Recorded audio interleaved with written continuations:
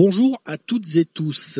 Si je vous parle de la série Black Mirror, oui, vous allez commencer à trembler et si vous la connaissez, en tout cas, ça c'est sûr. Mais on va pas parler de Black Mirror, on va parler d'Algorithme, un spectacle qui se joue donc au théâtre La Luna à 19h10 tous les jours. La mise en scène est de François Boursier et donc la comédienne qui interprète ce spectacle, c'est Barbara Lambert que nous recevons aujourd'hui. Bonjour Barbara. Bonjour. Est-ce que tu peux nous parler un petit peu de ton personnage et de ce spectacle? Alors, c'est l'histoire de Max.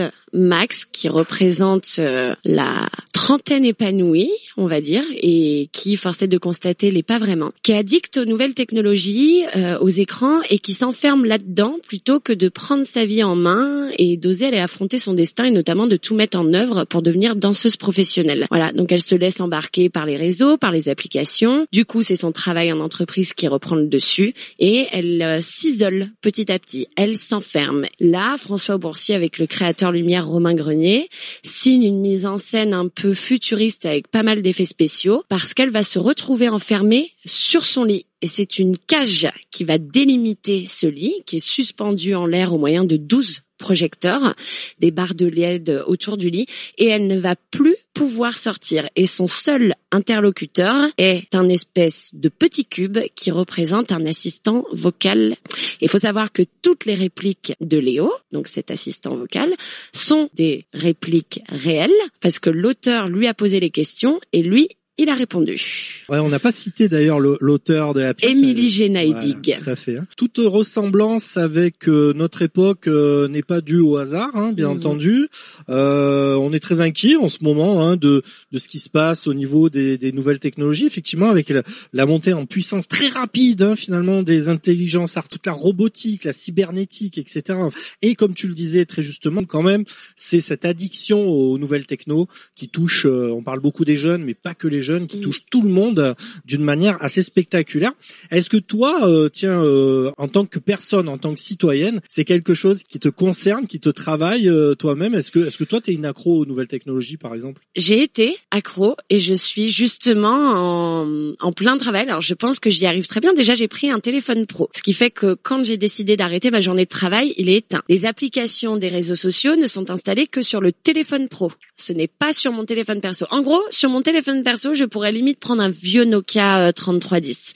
Donc, je décroche. Voilà. Donc, je suis un peu en désintox, mais j'ai l'impression quand même en fin de désintox. C'est-à-dire que pour moi, ces nouvelles technologies, c'est vraiment pour le côté travail parce qu'il faut quand même accepter le monde dans lequel on vit. Et c'est d'ailleurs le propos du spectacle. Ce n'est pas de dénoncer, mais de nous faire réfléchir et de nous faire prendre conscience que on a notre part de responsabilité, parce que c'est quand même génial Internet. C'est quand même une ouverture sur le monde, c'est la mise à disposition pour tous de l'information, de la culture, du savoir, c'est quand même incroyable.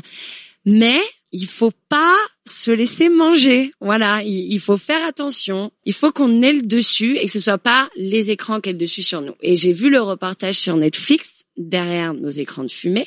Et il y a une phrase qui m'a beaucoup interpellée. Quand on va acheter du pain, on paye. On paye pour un produit. On est bien d'accord. Là, si je me crée une adresse Internet, Gmail, je ne paye pas. Non. Pareil pour les réseaux sociaux. Non. Donc, nous sommes le produit. C'est ce que disait Zuckerberg à une époque. Voilà. Il sait de quoi il parle.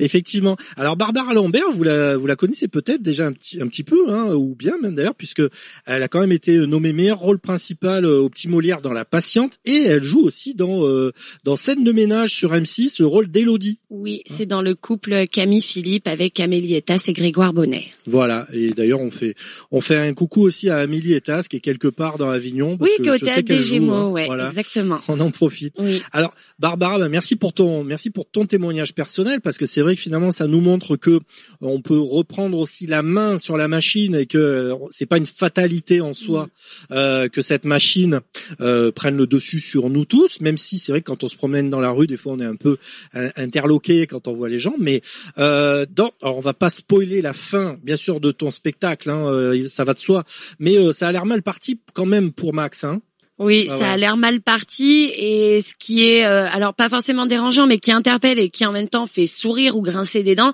c'est les réponses complètement à côté de Léo, parce qu'elle lui demande de l'aide, mais c'est pas un humain qu'elle a à côté. Et il y a plein de moments où il comprend pas, et elle est là, mais j'aimerais retrouver l'humain, en fait. Je veux juste discuter là avec une vraie personne. Et c'est tout ce cheminement et cette réflexion qu'elle va faire sur elle-même qui, potentiellement ou pas, va amener à une ouverture ou pas, je n'en dis pas plus. Suspense. Donc algorithme, si vous aimez vous interroger sur ces questions de nouvelles technologies qui ont de très très très belles choses à nous offrir, mais qui peuvent aussi générer certaines inquiétudes, comme le dit d'ailleurs le flyer du spectacle, on n'est pas dans la science-fiction, on est dans le présent, clairement. Algorithme, ça se joue donc au théâtre La Luna. C'est une mise en scène de François Boursier. C'est avec Barbara Lambert qui nous a fait le plaisir de répondre à nos questions. Merci beaucoup. Merci à vous, c'était super. Et puis on vous souhaite un super bon festival d'Avignon surtout. Merci. Rage fait son festival au cœur d'Avignon.